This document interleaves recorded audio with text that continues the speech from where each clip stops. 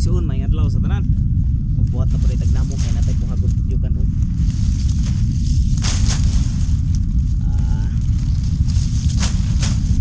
Testing tag buhag karon sa January 2026. No? Sa 20 yata ron. January no. So buhag tag putyukan kay datang makasupply ta sa atong mga tagilungsod di lang sa atong mga customer to sa Lagyo no. Kay mga igsuon na to kagsuon na to sa Lagyo. Laya ni nga lukay kini. Laya ni siya. Kini giputos og buhi para mag-asura siya mintin. Pwede po nimo gamiton pang paso sa balay kanang dagaglamok, tagnok. Kani okay ni siya. Kuan siya kanang dugay maupos. Nya ang aso niya mintin. Usog maaso.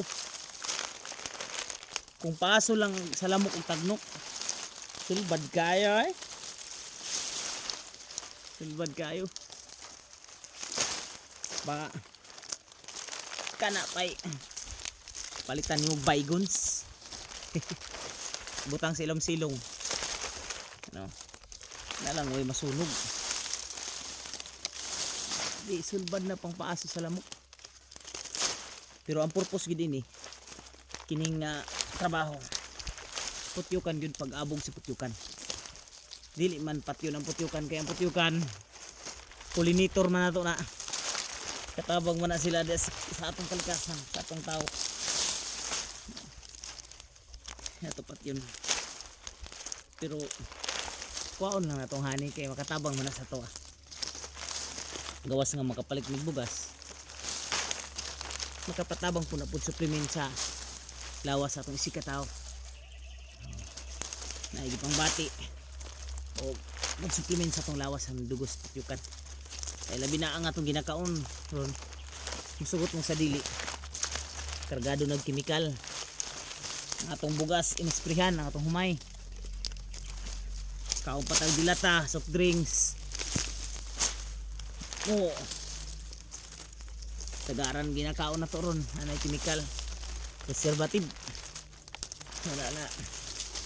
Kinanglan taog mutuklod sa toxin sa tong lawas pagawas. Kaya ang dugos with vitamins and mineral, anti-oxidant, antibacterial, no? So, food supplement tong lawas. At least na ay makatabang sa tong lawas iso. Ay sakya man, dibutang raraban ako kung kuhan din sa kasada.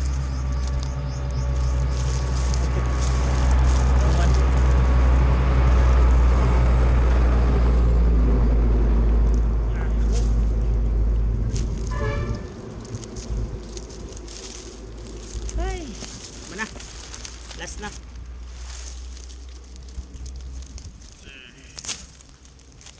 Naratirada. Okay, tapos na. So ano ra tirada oh. Ano po kabugkot oh, flin. Oh.